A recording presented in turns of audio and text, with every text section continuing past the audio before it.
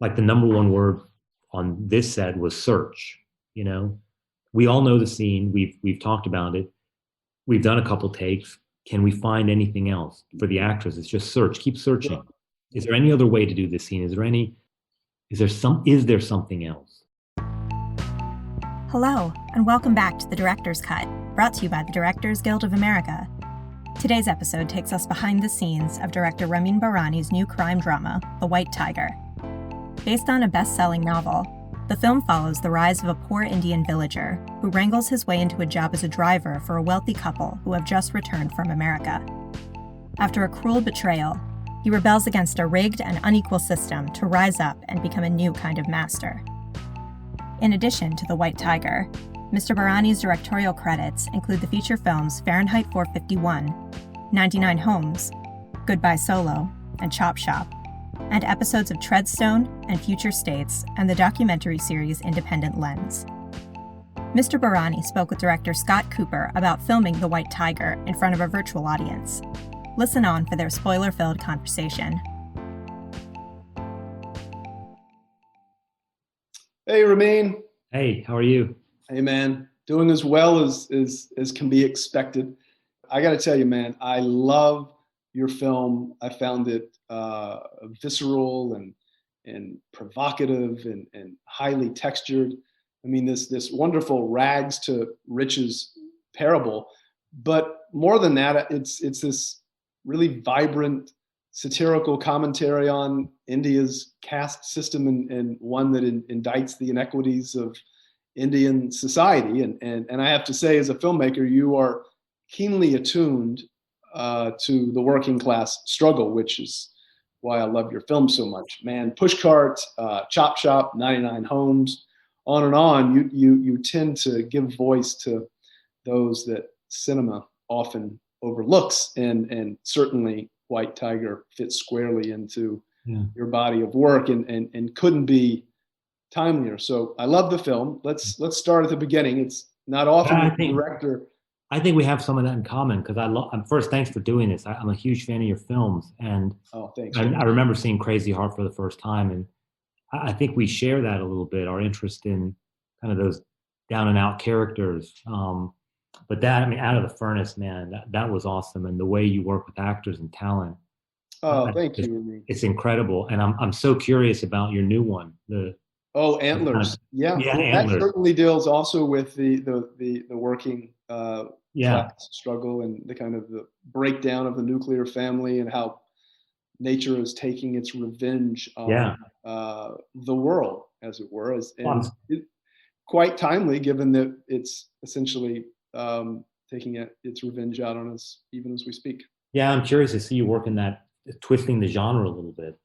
Yeah, while it fits into the horror genre, it's I guess my goals for that film were for it to be tense, disquieting, but human at its center. So you'll be the judge, but it's coming out around Halloween, and I'm really excited. And working with Guillermo del Toro was amazing. But enough about me, Ramin. I love this film, as I've said. So let's start at the beginning, because it's not often that a director has such a direct connection to the source material. So tell me if I have this correct, but Aravind Adiga, the novelist of White Tiger, and I love that novel. You and Aravind are classmates or friends, but he was inspired by Man Pushcart. I mean, and this then led to his writing White Tiger. Is that right? Well, I mean, he should say it, but yeah, we were classmates at Columbia University as undergraduates. There was a group of us, Indians, Iranians, Lebanese, Afghans, Syrians, that found one another. Yeah. And he wanted to be a writer. I wanted to be a filmmaker. So we clicked on that and became friends. And 25 years later, we still talk on the phone once or twice a week. And I think he was inspired just by the kind of characters in Man Pushcart and Chop Shop, and also the fact that they got made. I didn't know anyone. The movies just kind of came through a hustle and hard work of meet people. And I think Man Pushcart, the budget was $60,000-$70,000. But you'd also made a really remarkable short film, Plastic Bag, with Werner Herzog as the voice. I wish. No, Scott, I wish I had made that prior. My short films prior to Man for Scott are terrible. Plastic Bag I made after my third film, Goodbye Solo. No, really? Yeah, yeah, yeah. But I love that film. Thanks for mentioning Oh, it it's with fantastic. Werner. Yeah, yeah. So then I think that somehow pushed Arvin to kind of get out of New York, where he was working for Time magazine, go to India as a reporter for Time in India, and start traveling the country, meeting and talking to people, which is how I had come up with a lot of my films, was just by going out there and talking and meeting people that I didn't know and worlds I didn't know. And that led to The White Tiger. And But when did you first read the novel? I mean, did you read it in galley form or in draft form? Obviously. I got an email, and well, we were trading our work all the time. He's been thanked. If you look at my films, he's been thanked in almost all of them because he was reading the script and talking to me for months and years while I was working on them. Oh wow, that's fantastic. Yeah. And so one day I got an email. It was called The White Tiger, and it was chapters, the first chapters of the book. And I had read many of his other manuscripts that had not been published. And it was just explosive immediately. I fell in love with it immediately. The themes, the characters, the story, especially Ballram, it was a first person narration. So yeah, it's so funny and witty and sarcastic. And I remember calling him and saying, my God, if this one doesn't get published, both of us should just quit because this is incredible. I found the same thing. Obviously, I read it in its finished form. But so that first email, the first chapters that came through, at that point, did you feel like this is something that I would love to adapt or something I would love to film, or did you wait for him to finish? Did you give him any notes during this draft phase? Yeah, I can say I gave notes, but I don't want it to seem like anything unusual. He was giving me notes on my scripts also, Sure. Yeah. Right. um, just as colleagues do, as you trade scripts with your friends, or Yes. Guillermo was reading your script, I'm Yeah. sure. Um, Yeah, and Christian Bale, he sees all of my films and gives me notes and reads scripts, all the yeah, things that he's not in. So we all tend to do that. yeah, totally. And so then the book was published and it came out in 2008. In fact, when he won the Man Booker Prize, I was in London screening Goodbye Solo. We met in the street the next day, like right there we were suddenly by chance in London. And I always wanted to make it into a film. It's been 15 years I've wanted to make it. At that time, it didn't seem the right moment for a few reasons. And one of them was how would the budget come together? And also, looking back on it, I'm glad I didn't have a chance to make it then because I don't think as a filmmaker I would have understood how to tackle it. I don't think I would have. I don't That's think I was interesting. ready to make it then. You Mhm. know, I think back then I probably would have made it a sliver only, and I would have eliminated his tone, and I would have made it more realism of my three first films. Well, I'll get to that. The tone, which is critical to its success, I think finding the balance that you found is incredibly difficult, but you did it beautifully. Oh, thanks. That was a conversation the whole way through in the writing process with the producer in India, Makul, and then my main creative partner, Bahara Azimi. She's a French Iranian woman who co-wrote Chop Shop, Goodbye Solo, and 99 Okay. Homes. And she's one of the producers on this. I mean, her and I, God knows how much we talked about tone in the script stage. And then once I was on the ground in India, it was basically the number one conversation with the creative department heads for the whole prep and then during the shoot. And I would say weirdly, I don't know what you're like on set, Scott. I hope one day I could join you, maybe on the new film you were telling me about earlier. I'd love to Yeah. just visit if it's possible. Yeah, Um, because so often we don't see other directors at no, work.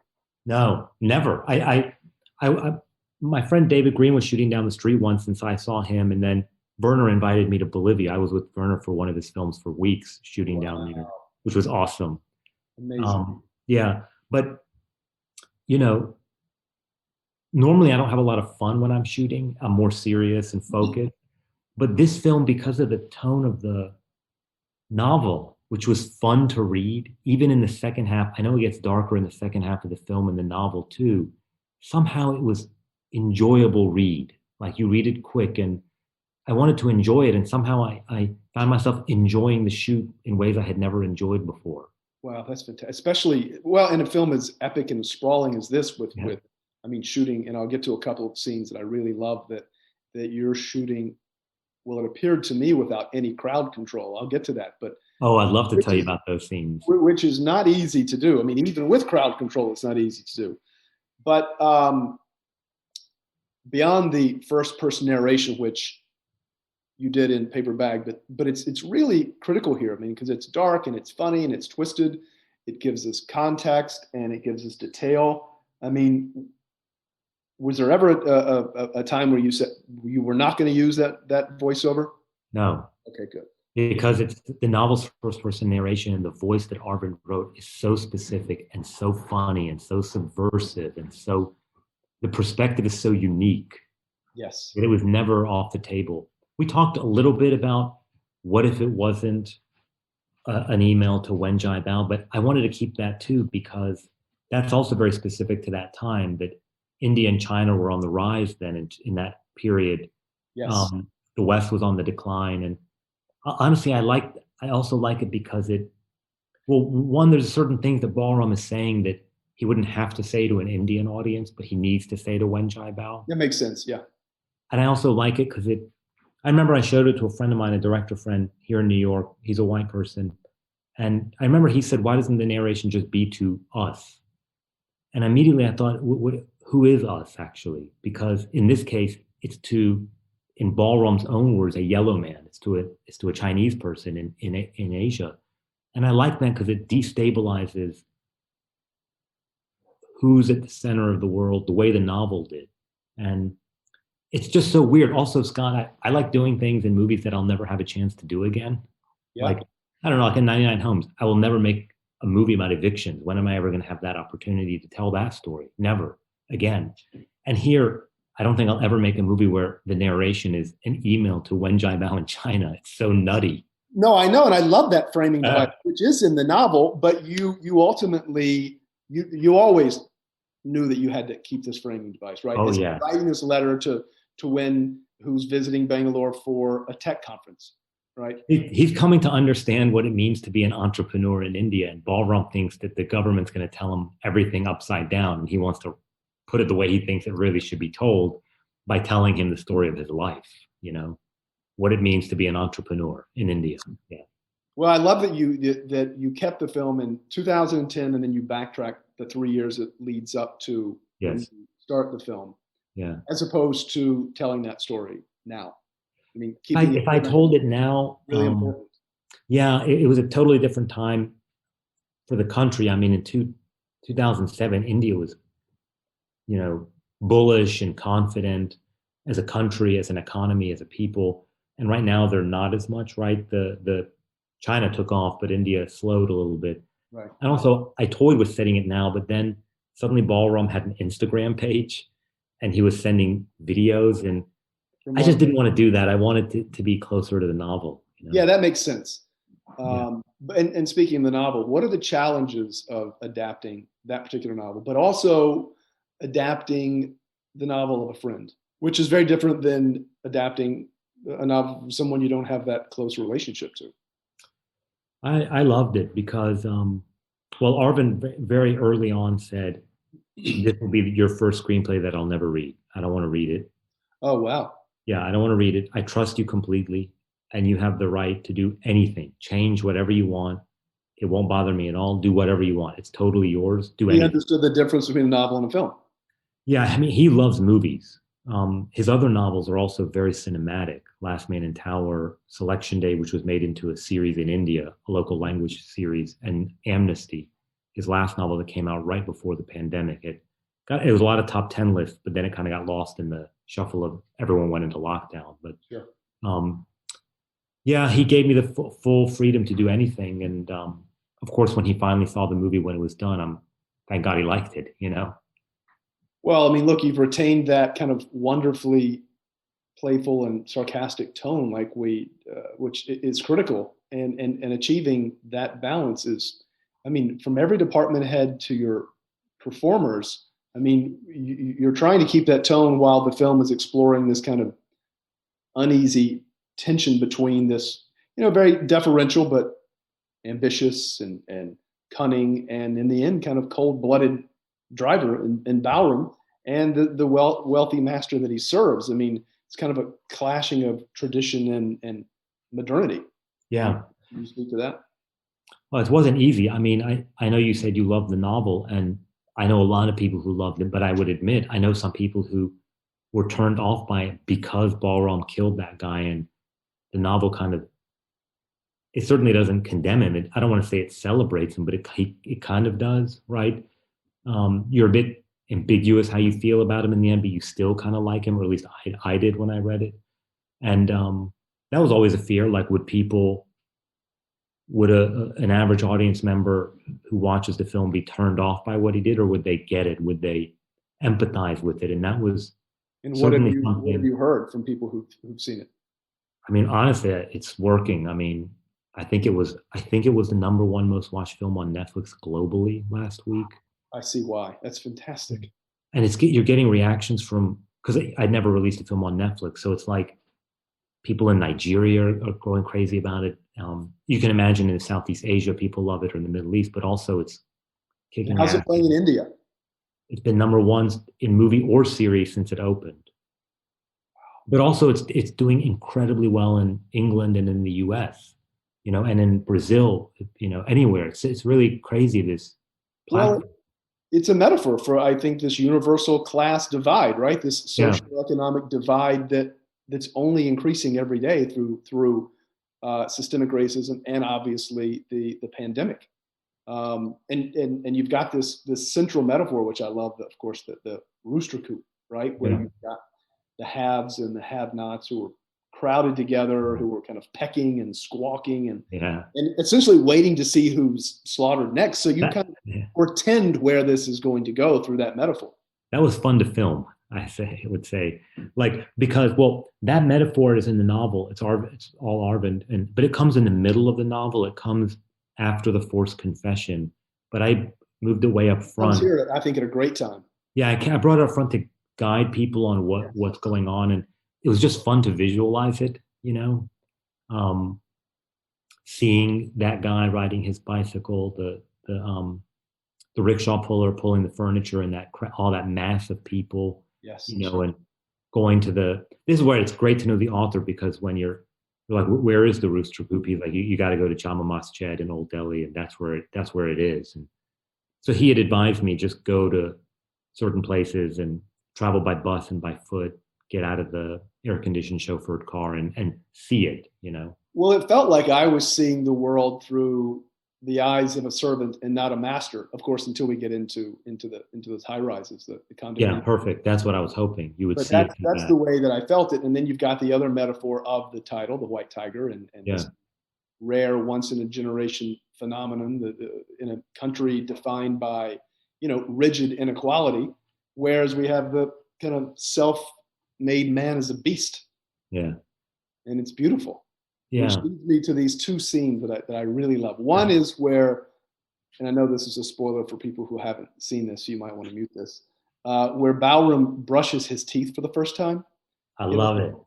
kind of getting rid of the past and starting anew, right? Like creating this a new chance at life. I'm so glad you mentioned it, because this is one of my favorite scenes in the novel, and it was a scene I was so excited to film. But I never thought people would. I thought people would think it's a good scene or whatever. But you're not the first person who's mentioned it to me as among their favorite scenes of the film, which I actually never expected. And it's honestly, it starts with Arvin's great novel and writing, because he, at that moment, the character is,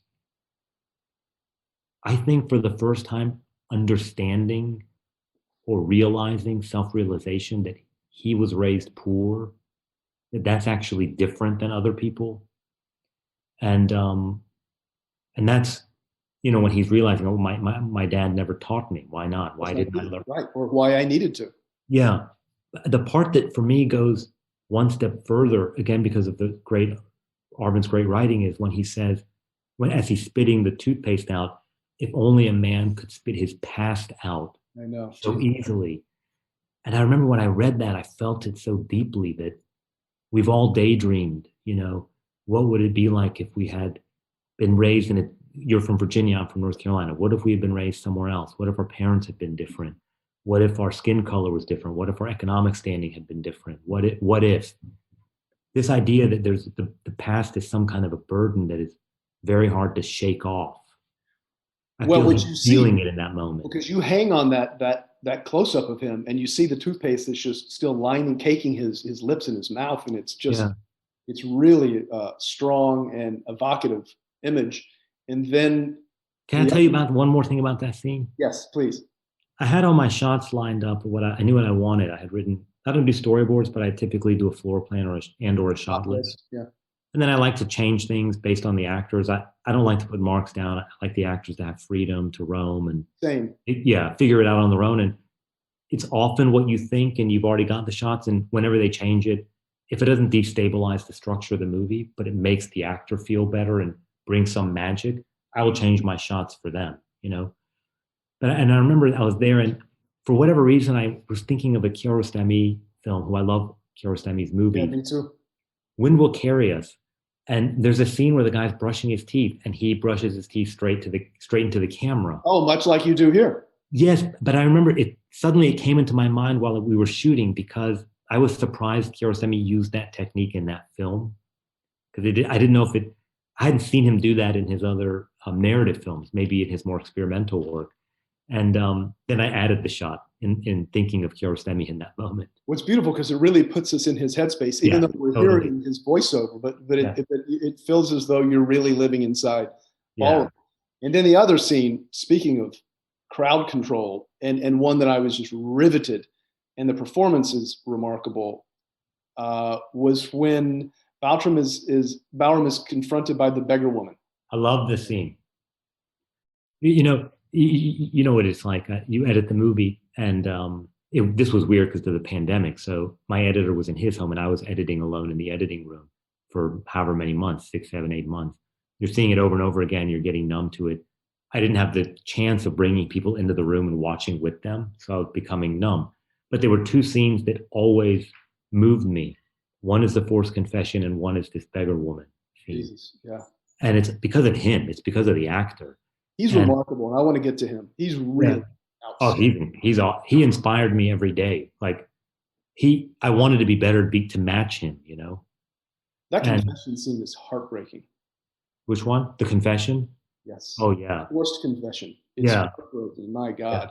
But let's talk about the cast, because Well, let me tell you about this beggar scene. oh yeah, of course. Yeah. So Adarsh, the actor playing Balram, he came to me as he often did, pretty much every day, and said, Ramin, I have this idea I want to try, I want to do. And then I would say, don't tell me. Don't tell me what you want to do. Just do it. I believe in you. You can do anything on my set. You have free reign, whatever you want to do. I'll figure it out. The operator knows. We all know. People can do whatever they want. Just I want to witness it at the monitor, like I'm an audience seeing it for the first time. Surprise me. Yeah. I'll enjoy it. And so we got rid of the whole crew, just the operator and sound. There's nobody else. This is a totally live environment in the most crowded part of Delhi called Old Delhi. And the only actor is him and the beggar woman. So I just went to the beggar woman and said, I don't know what he's going to do. In the script, he's just supposed to shoo her away and the scene ends. And of course, he does something more explosive. Mm. And I said, I don't know what he's going to do, but whatever he does, whatever it is, just keep asking for the money. Just keep repeating it over and over again and say, I'm hungry. I want the money. That's all, whatever he does. And then he did what he did, where he just gives the gift to you as a filmmaker and an audience, because he pulls the entire street into the movie. How many takes I did one take from this side, and I did one from on him? Yeah. And he shouted at those police in the end. When the take was done, we had to go stop the police because they were angry with him and they wanted to, I don't know, arrest him or question him because he was shouting at them. And, it's incredible what he did. That's a remarkable moment in the film, and really, really wonderful performance by him and the beggar woman and everybody in the street who, like us, are quite shocked to see this play out. Yeah, they're just watching it. Those are the moments that from your own films. It's better to just create an environment of total freedom, that your crew has to be on that page and that the actors know they could risk. And if they risk and fall, it doesn't matter. You'll pick them up and they'll risk again. But what I'll say about your cast, and when you have a large cast like this, it's often difficult to keep all of the actors in the same key. But here you've got Adarsh Gaurav, who's amazing. You've got a notable Bollywood star in Raj Kumar Rao, right? And then you have who American audiences know in Priyanka Chopra Jonas. And then you've got the mongoose and the stork and Granny and everybody else. But the performances are all very authentic and lived in, and everybody's in the same key. And it's kind of remarkable that you have this cast. How did you find Adarsh and everybody else? How did they come to the movie? Adarsh, that role, I think because of the novel and then, wanting to make it, there were a lot of people who wanted that part, including awesome actors I love in the diaspora, Indian diaspora in the West, and also in Bollywood. And I was interested in that for a while. And I want to work with all those people. But being in India for a couple of months of researching, it was just, I thought this guy coming out of nowhere, this common man, this kid from a village, this poor kid, I just thought it needs to be someone who lives in India, who's from India, who's there, and preferably isn't a star already. But just like a working actor, an actor like in America would be the actor who's, at a restaurant doing waiting tables trying to make it one day. You needed that kind of person. And he came in the door and I just liked him immediately. He had that smile, which draws you into him. I needed him to be fantastic. Because of what he's going to do in the film, I needed somebody that you quickly like and empathize with and want to be around. But then when he wasn't smiling, I wasn't sure what he was thinking about. So he had that duality I needed. And when I like an actor in a room, in an audition, I immediately start reading myself with them. And I immediately go off book without saying anything, just to see, are they listening? Are they going to go off book with you? Are they just going to regurgitate the lines and not hear what you just said? And he went beautifully off book, and whichever direction I took it, he was with me and coming up with stuff. And so he was awesome, and he put in the work. He went and lived in a village anonymously for a few weeks. He didn't tell anyone who he was. He just met one person that he befriended that took him down there. He worked in a tea stall in Delhi for several weeks. He got a job. It took him a while to find it because he refused to show his ID. He just introduced himself as Balram, and worked in a tea shop making about 100 rupees a day, which is like a nickel or something, for 12 hours a day, and came to learn what it means to be invisible and what it means to be that character. So he was awesome. And then Raj Kumar Rao, I loved. He's a huge actor for people who don't know him. He's a movie star. It'd be like saying Christian Bale plays the supporting role in the movie. He's fantastic in the film. He's effortless somehow, Yes. He's done big, huge films, but he's also done these great character films like City Lights and Newton. And I met him. We got along. We clicked immediately. He wanted to do it.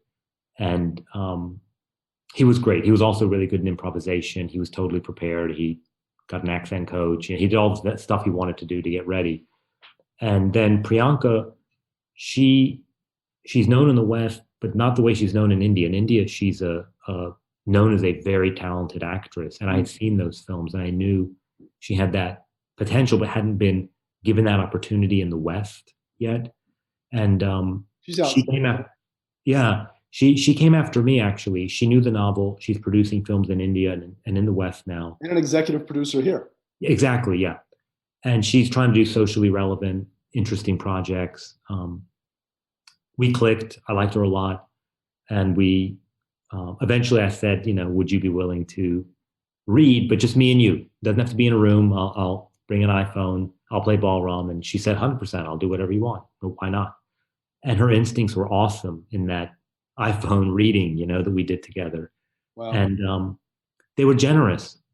Pinky, Priyanka, and Raj Kumar, who were stars, they treated Adarsh like he was a gem, and you feel, I think in the movie you can feel they liked each other. So they got along. Oh, it comes across. And they like each other. We have a WhatsApp thread now, the four of us, and there's so much attention on Adarsh, and in every interview, Priyanka and Raj Kumar keep saying, he's the star of the movie, and we were so happy to work with him. So that's how egoless they were. Wow. Yeah, Yeah, but they're also really, really first rate. they're all. Oh, Priyanka in some of those scenes is incredible. Really, yes, yes, she's no very one's seen that from her in the West. I think it's going to change her career in the West. Oh, I'm certain of it. I really only knew her more of as kind of a celebrity figure, but I knew That's she right. was an actress and quite a good one. I just hadn't quite seen her work. In India, she's done 50 movies, and Terrific. it's it's a riot if you go and try to film in a live environment with her. You can't.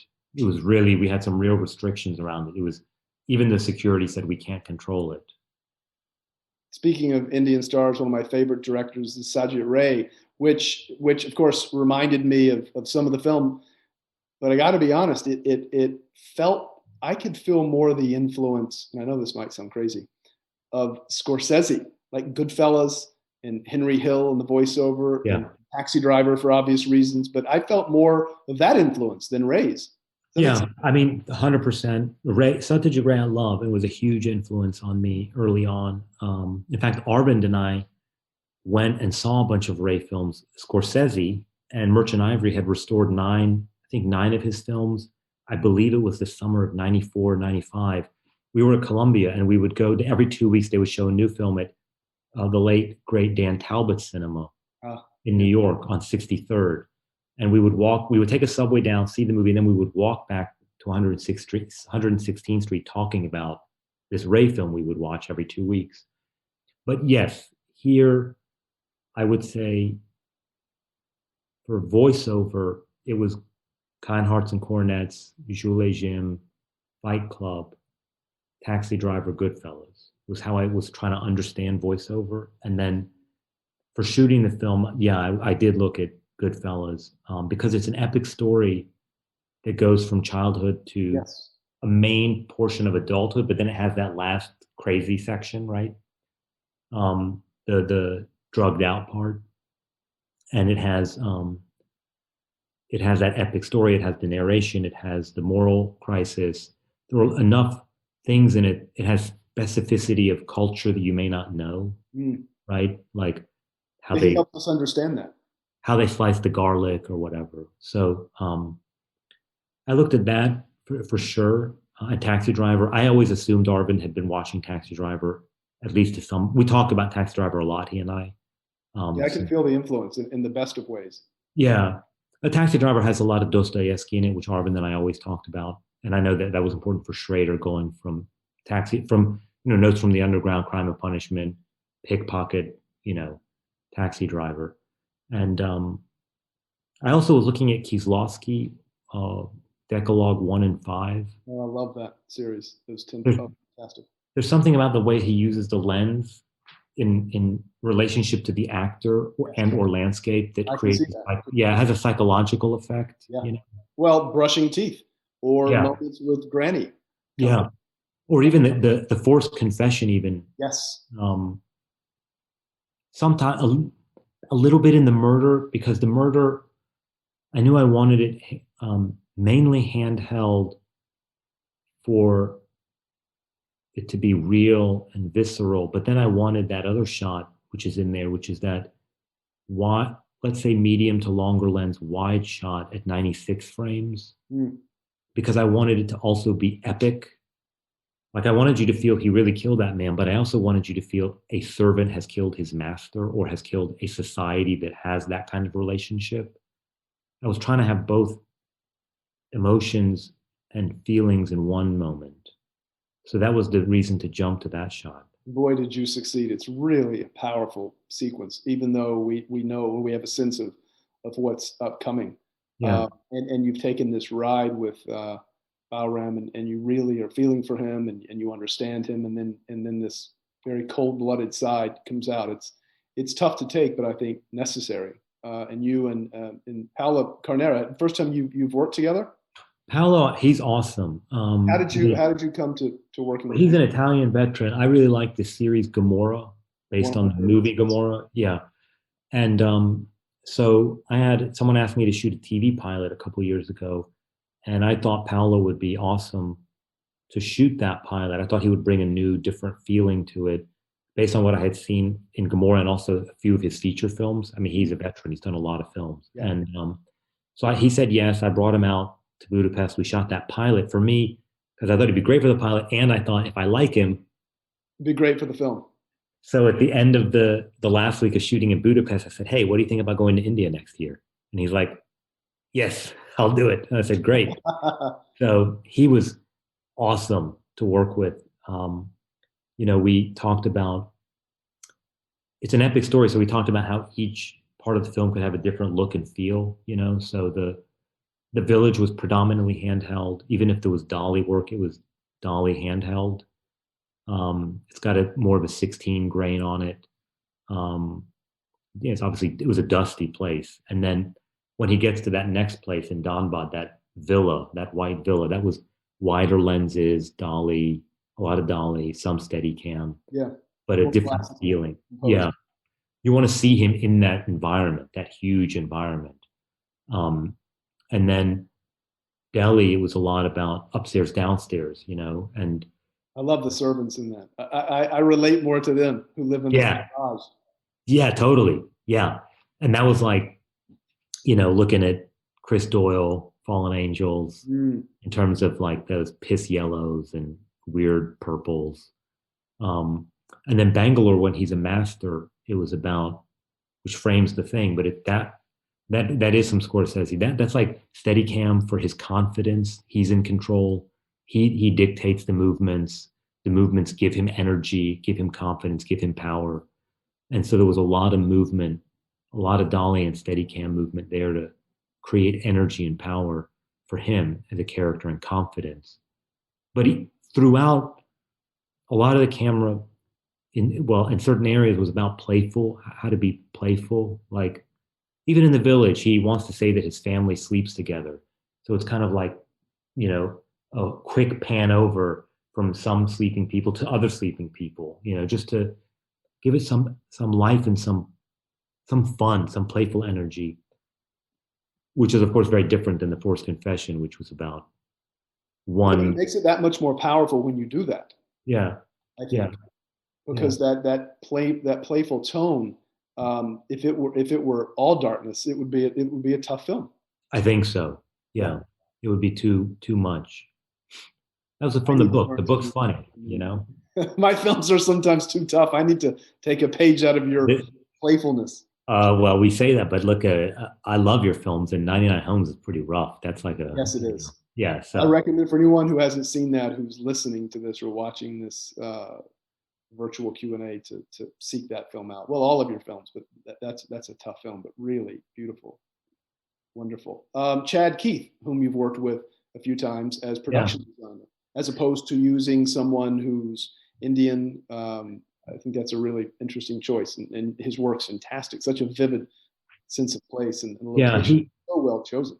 Yeah, Chad's first film was my third film, Goodbye Solo, and he did Plastic Bag that you mentioned, my short film with Werner. But interestingly, Paolo and Chad and a DGA AD were the only people that I brought with me. I mean, of course, Paolo brought an AC, and then India told Paolo, bring a DIT and Steadicam, you need to bring those people. But then 99% of the crew was Indian. So every other department head and every other crew member was Indian. The gaffer, who was awesome, Rob, the key grip, Karam, the costume designer, Shmirti, my amazing casting director, Tess Joseph, the production team led by Rakesh, they were all Indian. The whole crew was Indian. I just brought these 4 or 5 people with me, which it was kind of a conscious choice. And it was a different experience for me because typically when I'm making a movie, it's like I'm the only brown person or maybe the only brown person around. And this time I turned around and everybody looked like me except for that's fantastic. It was kind of cool. Yeah. And because I lived in Iran for 3 years of my adult life. My parents are from Iran. My dad comes from a village very much like Balram's. Oh, wow. Yeah, he didn't have electricity or running water till he was 6 or 7. And I've been in that village. Personal. Yeah, I've been in that village. I've lived in that village. I've heard that story my whole life. You just changed the water buffalo with donkey. Like Balram hugs that water buffalo. I know that to be true because my dad would hug the donkey if he could. That's they grew up with those animals, you know. Um, so that made it very easy for me to connect to it, you know. Well, you usually cut your films, or you certainly have, but here you worked with Tim Strito. How was that collaboration? Because the film is really wonderfully cut, and it's clear that the two of you focus on character and story, and the film propels the narrative forward where it needs to, but it lingers where it needs to. I mean, I think it's really beautifully cut. Yeah, it was great to work with Tim. This was my seventh feature. I've cut four of them alone, and three of them I cut with another person, another editor. And he was great. He put the assembly together while I was shooting. I think he was done about 10 days after I got back from India. And I got lucky when I came back. I live in Brooklyn, so I moved the whole team from Company 3 in Manhattan to a four-bedroom apartment in Brooklyn near where I lived. And we all were working there together. I was editing in one room, Tim was editing in another, our assistant editors were there. Everyone was there until March 14th, and everyone went away. And I was the only one that would go there because I could walk there. And all the team, including Tim, were working at home. Oh, that's fantastic. Yeah. So it was like we were just kind of learning on our feet. What does it mean to work remotely? And sometimes I would sometimes film my screen with WhatsApp and WhatsApp three versions of the same scene to people. What do you think of this edit? This, or this, A, B, or C, you know? And I mean, it's really wonderfully cut. And I like editing, Scott. It's my favorite. Yeah, I mean, it's my favorite part of the process is editing. Well, it's funny. Most directors that who I'm friendly with tell me that shooting is their least favorite part of shooting. And like you, I write my film, so I really love writing, and I'm kind of editing as I'm writing. And I actually love shooting. I mean, I love all three disciplines, but I like writing the least, I think. Oh, really? Yeah. I think so. I don't dislike it, but it's not my favorite. I like shooting when the actors are inspiring, like on this film, or like someone like Mike Shannon or Michael B. Jordan. Yeah. When you click with them, it's just awesome to work with them, and for me, more than anything, to be surprised. I love that. Like the number one word on this set was search. You know, we all know the scene. We've talked about it. We've done a couple takes. Can we find anything else? For the actress, it's just search. Keep searching. Is there any other way to do this scene? Is there anything we haven't found in this scene? You know, is there something else? You know, and I'm thinking about that too. Just searching. Could we find anything else? And sometimes you don't. It's just kind of what you've been preparing for. But often there is another way to do it. There is some other level to the scene, and I'm trying to create that environment with the cast and the crew of searching. Well, and your music I don't say has such a really interesting effect. It's kind of juxtaposed against the setting, and the score, much like Bahram, is kind of modern and edgy. Yeah. And then you also have some tracks by Jay-Z and the Gorillaz and Fat Joe. I mean, of that era, really inspired soundtrack. Yeah. That really makes the whole film and the characterization just coalesce, I think, in a really memorable and powerful way. Yeah, that was fun. Michael Hill, my music supervisor on a few of my films now, he helped put that score together. And then we were struggling to find a composer. I just couldn't find things that would click. You know, I don't know why. And it took a while. I for the first time in my career, I brought in a music editor really early. How early? Oh man, I after or before the director's cut. I mean, months before picture lock. Yeah. Months and months before, and he helped figure out what I was responding to, and then he was able to start, as a lot of music editors are composers too, or they're musicians, or they have some experience. He started putting, like, I would tell him things like, I like that track, but can you add a ney, which is this Persian instrument, or I like that, but could you add a daf, which is a Middle Eastern drum sound? And he would then go find them and he would layer them in. And then eventually Michael Hill found me Danny and Sonder. Mm-hmm. Danny and Saunders they're awesome. Their credits, run a mile long, and they nailed it. They were so good at creating as you said, edgy, modern, not traditional, atmospheric. Like Bahram. character. With them, it was always, what is the character? How is this about character? How is this about character? How is this about character? You know? Well, together, you and your cast and crew found such a truthful and memorable and bold and provocative and a film that I know will stand the test of time. I love it, and I'm so glad that we got to chat. Thank And I you. love your films, and keep up the great work, man. I'll be looking for whatever's next from Ramin Bahrani. Thank you so much. As you know, I'm a fan of your films. I'm waiting for Antlers, and I want to talk to you about that other project you mentioned to me. That Yes. sounds awesome. Congrats, man, and best of luck Thank you. with this. I love Thank it. you. Thanks, Scott. All right, see you guys. Bye-bye. Thanks for listening to another DGA Q&A. If you'd like to hear more, The Director's Cut is available wherever you listen to podcasts. Stay tuned in the coming weeks as we bring you discussions of films from Eliza Hittman, Sam Levinson, and Miranda July.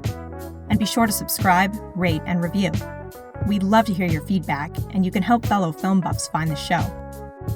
Thanks again for listening, and we'll see you next time. This podcast is produced by the Directors Guild of America. Music is by Dan Wally.